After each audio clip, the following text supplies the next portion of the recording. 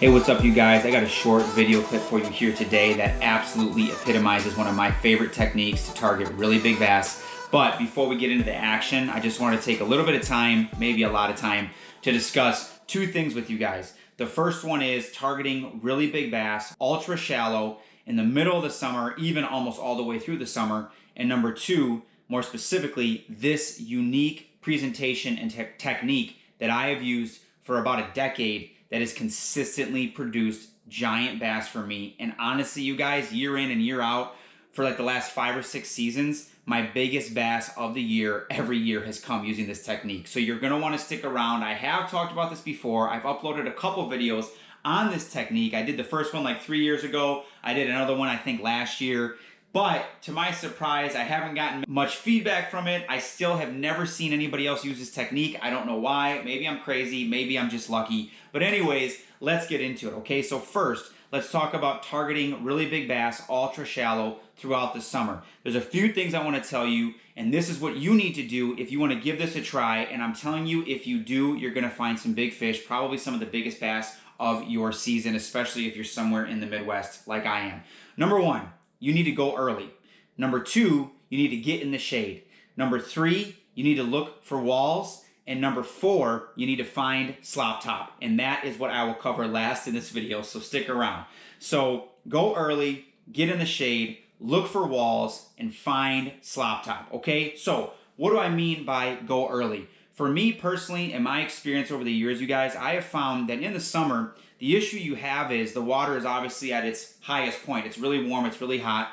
Most bass guys would tell you, hey, once the water heats up in the summer, go deep. That's where the bass are. And I honestly would not argue against that logic. I think the majority of fish are deep in the summer. I think clearly there's a lot of fish out there. Therefore, there are giants out there. I don't think there's anything wrong with fishing deep in the summer. I think it's a great idea. I think you should do it. I think in general, for all species, all freshwater game fish, I think year-round, spring, summer, and fall, there's more fish out in the basin, there's more fish deep, and there's some true giants swimming out there that probably don't see a lot of baits. So there's your little encouragement to try new things, to go deep, to fish the basin, etc. But what I think a lot of guys do, unfortunately, is they overlook or don't even consider fishing shallow for big bass in the summer because their brain automatically goes to the water's hot, the fish are deep, go deep. Okay, so again, not knocking that logic, but I'm trying to challenge you and motivate you to try something a little bit different because I think you will be rewarded and you might even catch your biggest bass of the season. So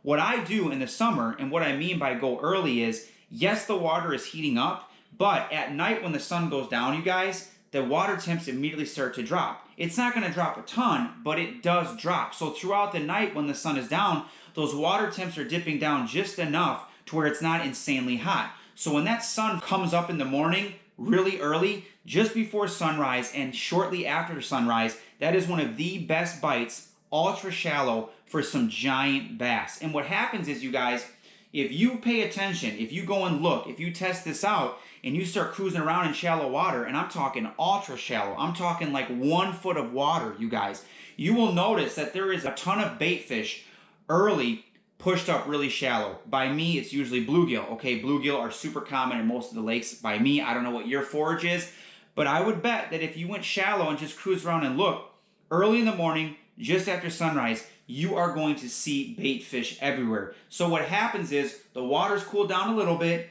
the sun is coming up, it's not at that peak heat yet, the water isn't boiling yet. These bass know that there's food up there. So they'll come up, they'll slide up from the deep, obviously, they'll slide up ultra early, and they will go on a feeding frenzy, okay? For me personally, my experience has been from about sunrise until about 9, 10 a.m., you have this window where those bass will hang in there for hours. I'm telling you guys, I usually fish from shore, and I see these bass. I'll walk 50 to 100 yards back and forth, walking in between a bunch of piers, and I will see every 2 to 3 piers, I'll see a handful of big bass cruising, looking for food, and they will stay there until about 9, 10 a.m. Once you get closer to lunch, just before lunch, when that sun is high, all of a sudden, you guys, just like that, it's like a switch goes off and it's a ghost town. And I know immediately the baits start to disappear, but more importantly, once I go 20 to 30 minutes, if not a little longer, without seeing a single bass cruising, I know right away they're gone, they left, they're pushing out deep. They're either going into the weeds or they're going to go past the weeds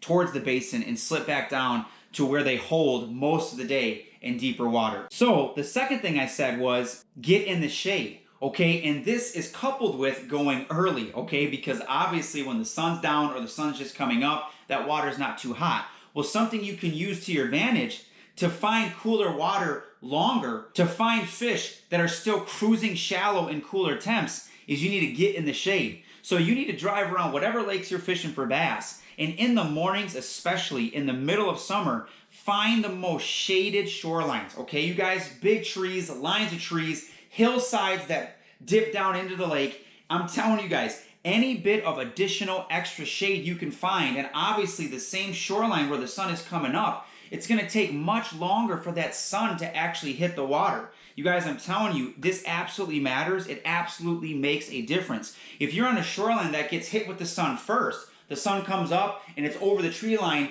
but it's totally hitting this shoreline almost immediately on the opposite end, that water's gonna heat up first. Those big bass, if they're even there at all, they're not gonna stay there long. But if you've got this shoreline where the sun's coming up over here and you've got a hill or you just got a steep decline before the water, and then on top of that hill, you got a bunch of trees, tall trees, a line of trees, thick trees, woods, you name it, that is gonna provide additional cover, additional shade for that sun coming over. The sun is gonna have to get really high, obviously around about lunch, to finally expose that side of the shoreline, that side of the lake. And obviously at that point, it's kind of game over. That's the switch. I have noticed where I fish, once the sun gets over that tree line, I've got about 30 to 45 minutes, and then it's too high, it starts to heat up, the fish know it, and they're gone. And you can literally see, when you are on a shaded shoreline, you can literally see this line, this shade line, coming closer and closer to you as the morning goes on, and you know, oh crap, I'm running out of time. Once the shade's gone, usually the shallow bite is over, and it ends abruptly. It ends quickly, okay? So go early,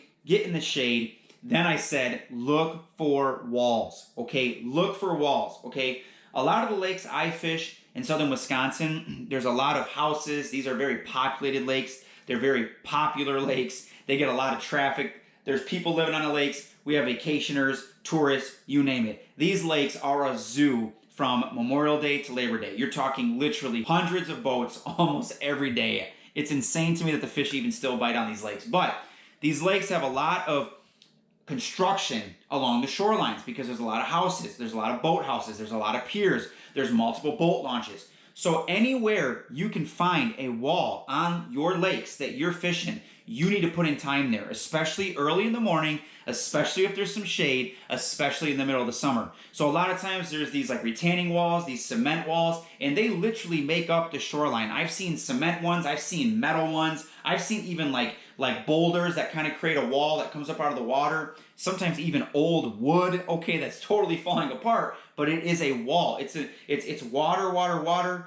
you know, the bottom of the lake, and then abruptly, boom, there's a wall coming out of the water, and that's the shoreline. That's where the shoreline starts.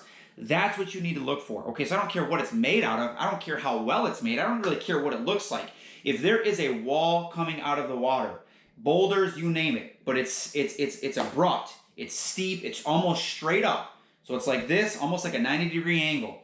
If you have a wall like that of any sort, if there is any amount of length to it, as in if it's 20 or 30 yards long or more, that's enough. That's plenty, okay? You don't want it to be just one little section of wall by one house, but if you've got a section of wall, a breakwater wall, a retaining wall, whatever, but if you've got it going 10, 15, 20 houses or in front of a resort or something, you guys, I'm telling you right now, there are going to be bass up there tucked up against that wall. Because what I observed over the years fishing these lakes with big bass is that in the mornings, early in the summer, these bluegill come in to like a foot of water. I mean, sometimes almost inches of water.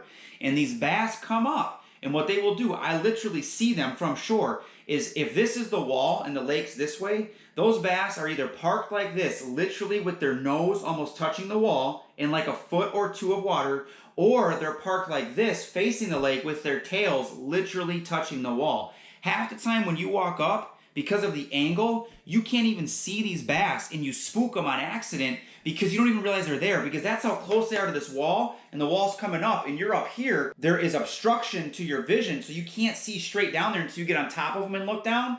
once you get on top of them and look down, usually they see you or hear you and they're gone, and you kind of ruin the bite. So that's something to keep in mind when you're doing this. When you're coming in on these fish early in the morning in shade against walls, do it stealthy. If you're in a boat, turn off your motor, try to really drift in slowly, and then anchor up if you can, just within casting distance of this wall. Honestly, what I do when I'm on a boat is I try to cast right on the wall and literally scoot it and drop it right in, so it's literally touching the wall when it hits the water. So these bass are either parked like this or like this, but what they do, you guys, is all they're waiting for is these waves and these schools of panfish to come in. And you can literally watch it. If you give this enough time and you do it multiple days, what'll start happening, and again, it's a shorter window. You only got maybe 2 to 3 hours where it's peak and it's really good. If the conditions aren't right, if it's flat, calm, clear skies, that's going to make the windows even shorter. I'm talking like 30-minute windows, if that. But if you've got some cover, some clouds, overcast, if you got a little bit of wind, a little bit of chop, this window will go longer. Obviously, that's a no-brainer. But if you can go pay attention and give it a good amount of time, and you've got clear water, clear conditions, if you do that, what you're going to see eventually is these bass coming in, parking, and you may not know they're there at first, but once the school of bait fish start coming in and out, and these waves of them keep swimming through, shallow, you'll start seeing commotion and action right along the wall. And these bass literally chase them back and forth. I've seen it. I've watched this happen. It's like a dang Discovery Channel documentary or something. But they will chase these panfish back and forth, and they'll pin them against the wall. The panfish will start jumping up out of the surface because they run out of room, but these bass pin them against the walls, and they just pop them, and they just absolutely annihilate them, okay? So that's why they're there. That's what they're doing, okay? They're in there to hunt early in the shade before the water temps get too hot, okay? So look for walls. Walls are your friend. Spend more time fishing walls if it's something you don't do already, okay? So go early, get in the shade, look for walls, and number 4 was find slop top, okay? And that's really what this video is about. That's the secret technique I have used for over a decade. It's a phrase I kind of coined because I have yet to see anybody else do this, and I don't know why. I'm not saying I invented it. I am convinced 100% there has got to be guys somewhere else in the country, especially true bass anglers, because I am not a bass angler. I just live near good bass lakes, so I do it once in a while. But I'm sure there are other guys that do something like this or something very similar to it. I just haven't found it yet, okay? So I want to share it with you guys because time and time again it works, and especially if you're a bass guy, I want you guys to catch some big bass. Maybe you're PB. That's how confident I am in this technique. I caught this fish that's in this video a little bit later, and 2 days after that, I ran into a kid when I took my kids shore fishing nearby. We were just having like a family day, like I always do with my kids, and I ran into this kid, this teenager, and he starts asking me questions. I told him I had a channel. We started talking about bass. He tells me his biggest bass, I think, was like 4.5 pounds. And I'm like, bro, you can break that easy around here. And he's like, really? And I start talking to him about this bass that I caught, and I show him the picture, and he's like, oh my goodness. And I said, dude, I catch multiple bass like this every season using this technique. And so we talked for a while then, and I gave him as much advice as I could, but I'm just thinking, man, if bass guys would just try this and give it a decent amount of time, they would not regret it, and they'll never stop doing it. You'll get addicted because this is such a fun technique to use, and it's honestly one of the most exciting techniques I've ever experienced catching big fish.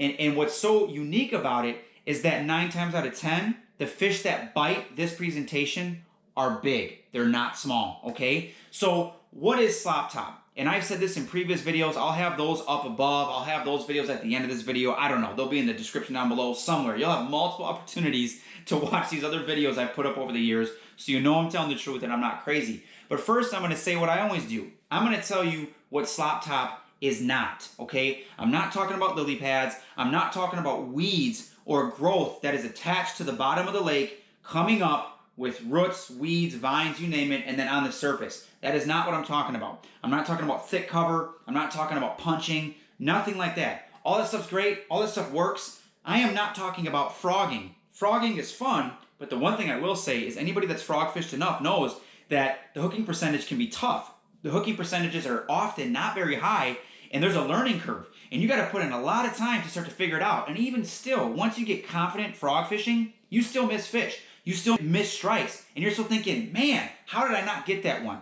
So this technique is not that. It's not frog fishing. It's not lily pads. It's not super thick vegetation in shallow that's growing from the bottom of the lake to the surface, okay? It's not punching. It's none of that. It's totally different. And really what it is, you guys, is it is finesse topwater fishing. Finesse topwater fishing, okay? And I'm going to go into the conditions, what you need, what I qualify as slop top. Now, in previous videos, I have explained this in depth, what the different components are that contribute to creating slop top. I don't want to do this now because this video is getting way too long, but just know that slop top can be a number of different contributing factors or components that make slop top, okay? But basically what it is, you guys, is it is leftover floating debris from the previous day. That's all it is. Leftover floating debris. It's not attached to the bottom. It's not growing from the bottom. It has floated in overnight, okay? Either because the lake calmed and it settled or because the wind pushed it in overnight, okay? But really what this is, it's a byproduct of pleasure boaters, fishermen, you name it, or big wind, big storms, branches down in the water, you name it. The bottom line is, overnight, as the lake kind of settles and everything gets pushed into shore, when you come the next morning early, what'll happen is, especially against walls, okay, is you will see these floating, really thin mats. A lot of times there's gaps and holes and you can kind of see through it, not entirely, but it's not even like lily pads or like really thick cheese or, you know, like even like a super blown out river when it's just like muck on top and like branches and leaves and you name it. This is just thin enough that there's holes and gaps in it, and you really can't put any bait with weight, any lure with weight on top of it, because it's almost a guarantee it'll fall through, okay? So it's a very thin layer. It's a very thin cover, what I call slop top, and it's just debris, you guys. Most of the time, it's dead weeds and a very subtle algae bloom, okay? So the combination of dead weeds that got chopped up from the previous day, floated in or got pushed in by the wind, and it just creates this mat of junk, and you think, that's nothing, that's useless, that's a waste of my time, that's gonna get my bait dirty, there ain't no fish here. Most guys that I talk to, when I share this technique with them in person, and this kid that I talked to a couple days ago, he said the exact same thing. He said, whenever I see that stuff, I go somewhere else. I immediately leave and say, this is garbage, this is a waste of my time, dang it, I don't wanna fish here. And I'm like, bro, you need to start fishing it. Because these bass are already coming in anyways to feed on these bait fish. But you guys,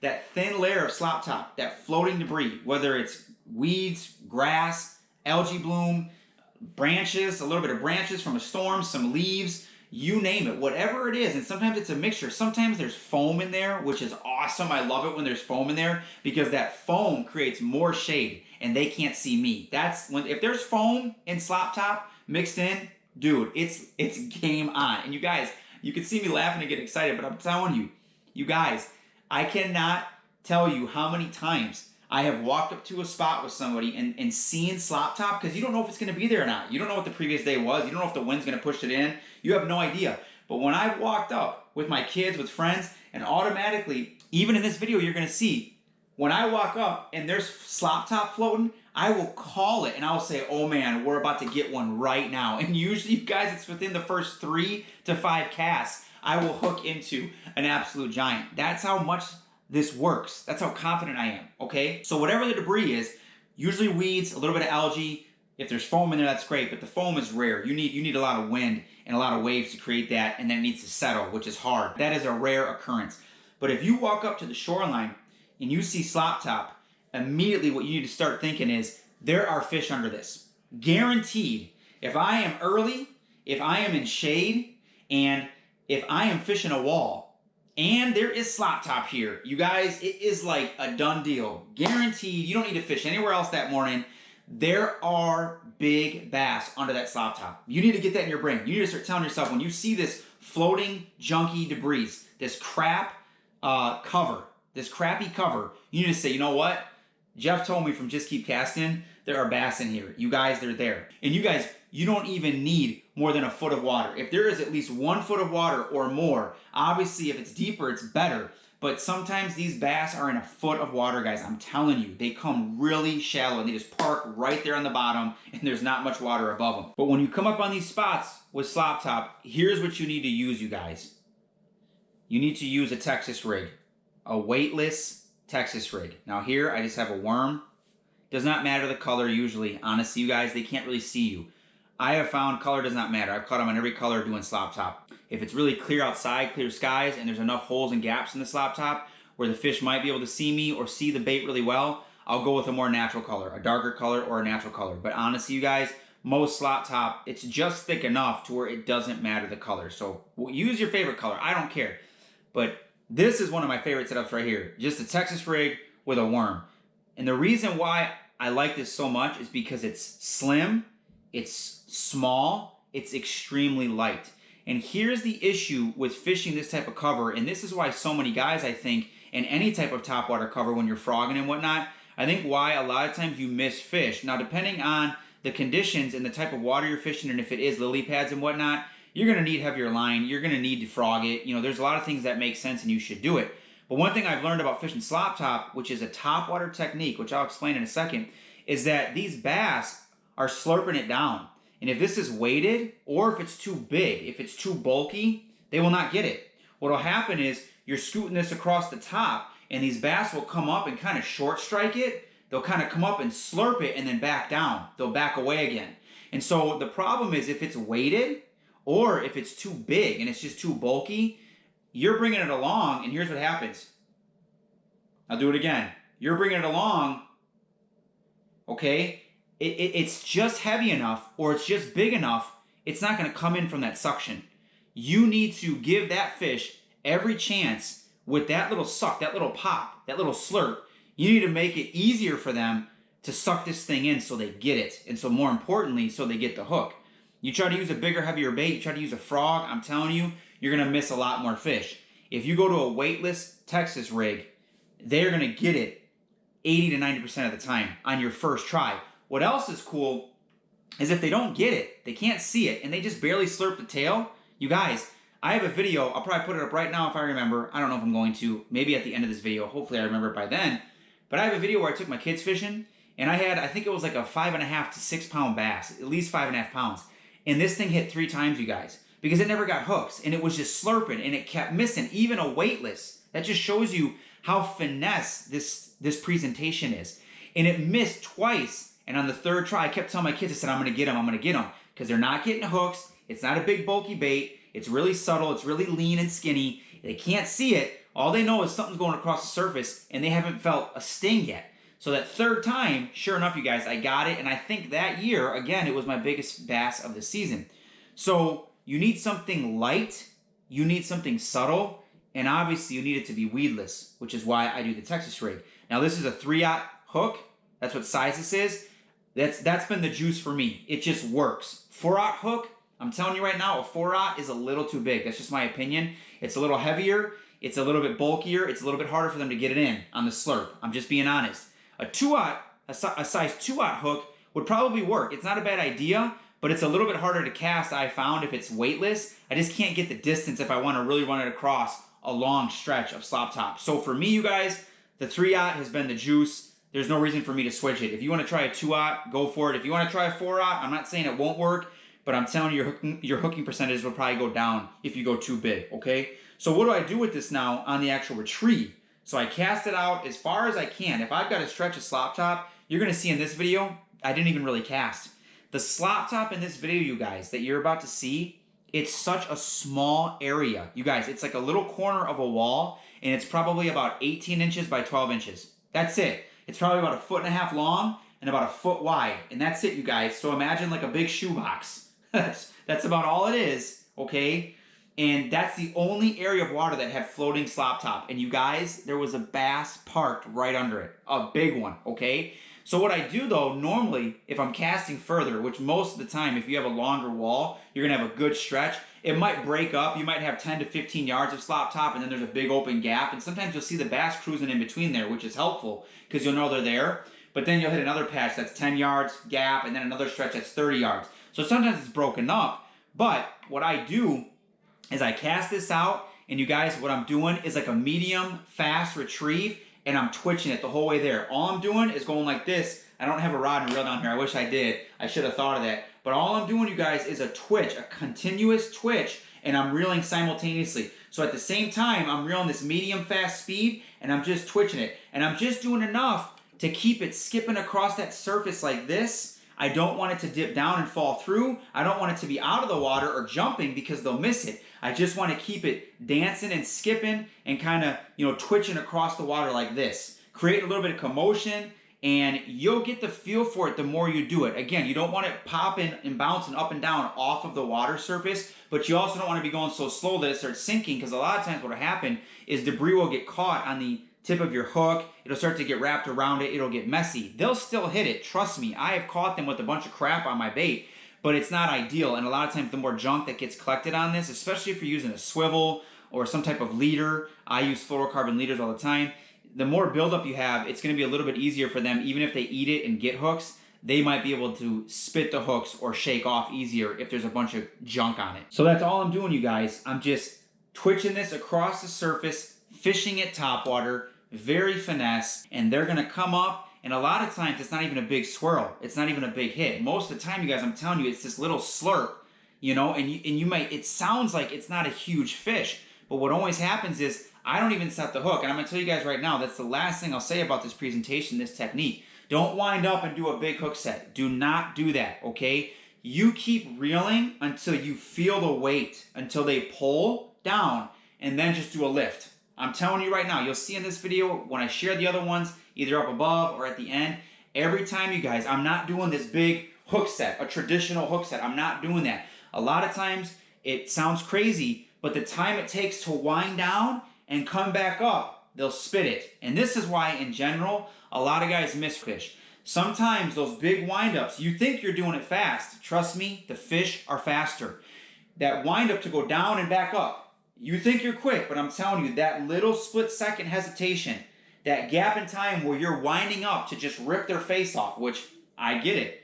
Rip them and lip them. I'm the same way. Most of the time, I want a really good hook set, especially when I'm musky fishing. But with this technique and this type of finesse topwater fishing, and again, I would recommend this even frog fishing to consider it. But that wind up a lot of times is costing you fish because they are spitting it back out before you get to here. So from you're reeling here, going to here, from this point to this point, that gap right there, you're losing the fish, okay? So what I do is I wait for them to slurp it and then feel the weight, okay? I wait to feel weight. That sounds funny, I just thought of that. But until I feel weight, I keep reeling, because sometimes they miss it, they'll come right back on the same cast. They'll come back a couple inches later and pop it again. So wait until you feel them actually on your line, until you feel the weight pulling down, okay? Then, instead of winding up and jacking them, as soon as you feel the weight, just lift. Just do it's almost like a lot of guys do this when they're fishing in deeper water for walleye, if they're trolling sometimes, if they're dragging worms, if they're dragging leeches, what have you. A lot of times you see guys pick up a rod that's in a rod holder and they'll just kind of do a slow lift up like this. Now it's a little bit slower, but what they're doing is they're just, the fish already has the bait and they're just slowly driving it into the corner of their mouth. This is similar. Once they have it and they pull it down, all you got to do is lift up like this. Just do a little half-speed lift, and you're going to hook them. And what happens is, you don't think they're big at first. The hit doesn't sound big. They don't move a bunch of water. But as soon as you lift and they come up, they break up through that slop top, immediately you're going to see a big old mouth coming up, head shaking, jumping, going crazy. And then netting them is a whole other story, because they go nuts when they're that shallow, and you surprise them on this type of presentation. So that's it, you guys. Okay, I know it took forever, but this is important. If you're a bass fisherman, it will work. You will catch fish. You will catch bigger fish. You might even catch the biggest bass of your season year in and year out, like me. And here we are, this fish I'm about to show you. This is my biggest bass so far this season, and we're just in the beginning of summer, okay? We're just getting into peak summer. I've got about another month of this before it starts to die down. Towards the end of summer, the water does get way too hot. The peak of summer, once you hit that peak, you got about a 3 to 4 week period where the water's just boiling no matter what time of day it is. It's really hard to find these bass shallow, ultra shallow at that point in the year. And for me personally, you guys, I've got an 8-pounder and 3 7-pounders in southern Wisconsin, and all 4 of those fish, you guys, all 4 of them I caught in the summer, okay? All 4 of them. I did not catch them pre-spawn. I did not catch them, the way you would expect me to traditionally, either pre-spawn or in deeper water. I caught these fish well past spawn in the heat of the summer in ultra shallow water, okay? It's crazy. It works. You need to try it. You need to test it out.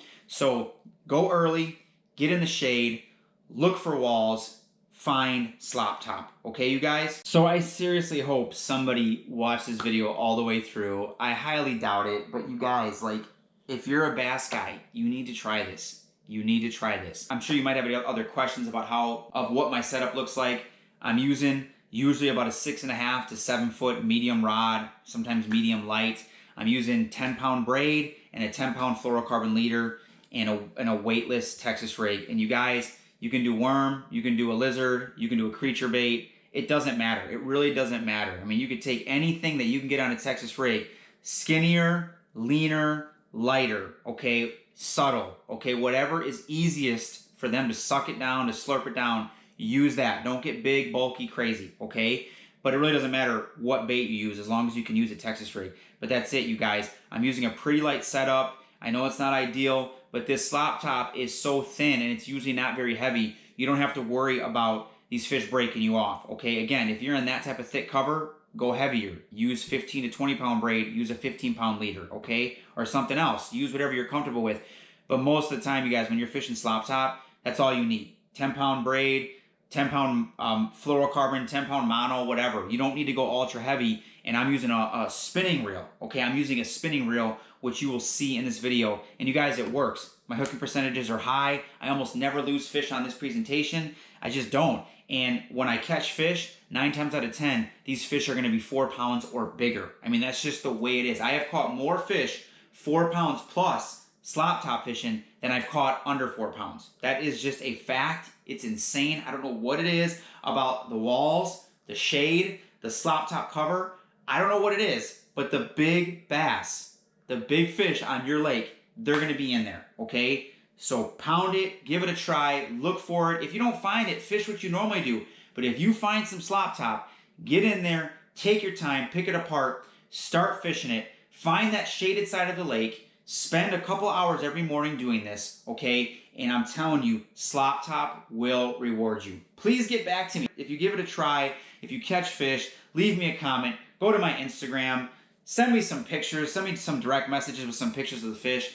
I just am hoping and waiting for somebody to put this to the test because I know they're going to catch some big bass and they're going to freak out. And I mean, think about it, you guys. What's more fun than topwater fishing? Catching big fish on topwater is awesome. It never gets old. It's one of the most exciting ways to catch big fish. And this is such a simple setup, you guys. Anyone can do this. Anyone can do this. And you don't need a crazy, beefed up, strong rod and reel. You could use an average walleye rod, finesse fish them, hook into a giant, have your heart pound for about 15 to 20 seconds, get him in the net and say, dude, there it is. Jeff was right. He's not that crazy, okay? So, this took way too long to explain, but I wanted to break down targeting really big bass, ultra shallow in the summer, and then obviously this secret technique I use, it's not really a secret now, but it's slop top bassing. That's what I call it. Fish the slop top, you guys. It will reward you. Enjoy this video. This fish was in a very small corner where 2 walls met. And like I told you, the area of slop top was about this big. Just barely big enough to fit like a 21-inch bass under it. And this thing was absolutely fat. She was big. She was heavy. Just a beautiful midsummer giant Wisconsin bass. Enjoy, you guys. We'll catch you on the next one.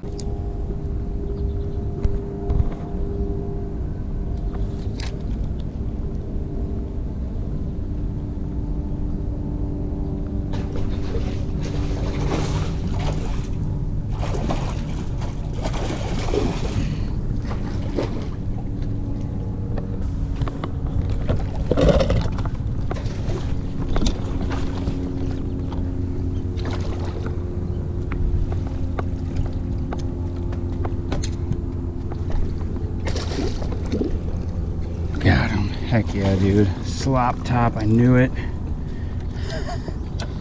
Yes.